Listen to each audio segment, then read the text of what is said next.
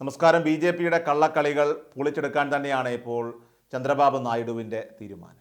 അതിനുള്ള ശ്രമങ്ങൾ, നീക്കങ്ങളൊക്കെ തന്നെ നായിഡു തുടങ്ങിക്കഴിഞ്ഞിരിക്കുന്നു.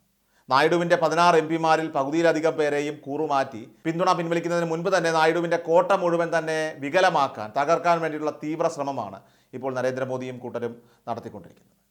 നായിഡുവിനെ സംബന്ധിച്ച് ബി.ജെ.പി ഇല്ലെങ്കിലും നായിഡുവിന് ഒരു ചുക്കും സംഭവിക്കാൻ പോകുന്നില്ല.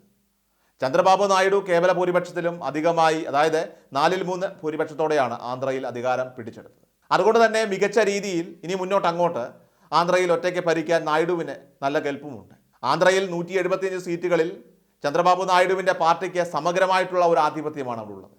അതുകൊണ്ട് തന്നെയാണ് നായിഡു ബി.ജെ.പിയുടെ കാര്യങ്ങളിൽ പലതിലും ഇപ്പോൾ ഇടപെടാത്തതും പല കാര്യങ്ങളും ഗൗനിക്കാതിരിക്കുന്നത്. അതുകൊണ്ട് തന്നെ മുന്നണി ഉപേക്ഷിച്ചാലും നായിഡുവിന് ഒന്നും സംഭവിക്കാൻ പോകുന്നില്ല. എന്നാൽ ബീഹാറിലെ മുഖ്യമന്ത്രി നിതീഷ് കുമാറിൻ്റെ സ്ഥിതി അങ്ങനെയല്ല. നായിഡുവിനെ വളരെ കൃത്യമായി ട്രാപ്പിലാക്കാൻ വേണ്ടിയിട്ടുള്ള നീക്കങ്ങൾ തന്നെയാണ് ഇപ്പോൾ അണിയറയിൽ നടന്നുകൊണ്ടിരിക്കുന്നത്.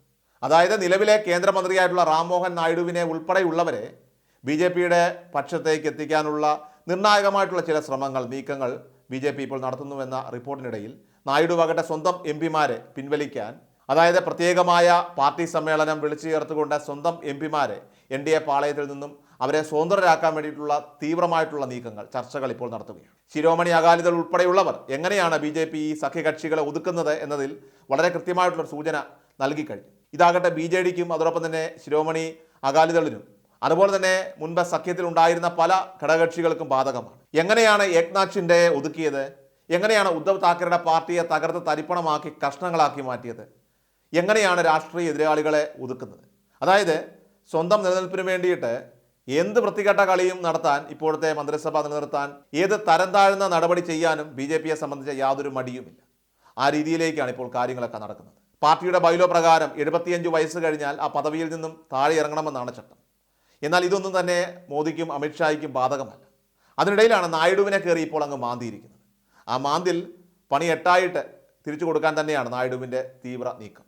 റാം മോഹൻ നായിഡു ഇനി അതിര് കടക്കുന്ന രീതിയിലെങ്ങാനും നീക്കമുണ്ടാക്കിയാൽ അദ്ദേഹത്തിനെ മന്ത്രിസഭയിൽ നിന്ന് അടിച്ച് പുറത്താക്കാൻ, പിൻവലിക്കാൻ ചന്ദ്രബാബു നായിഡുവിന് ശേഷിയുണ്ട്.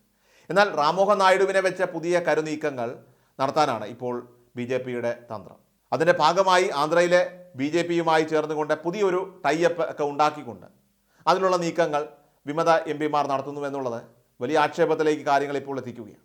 നമുക്കറിയാം, അശോക് ഗജപതി രാജുവിനെ ഇതിനോടകം തന്നെ ഗവർണർ ആക്കിക്കൊണ്ടുള്ള ഉത്തരവ് പുറത്തു വന്നു.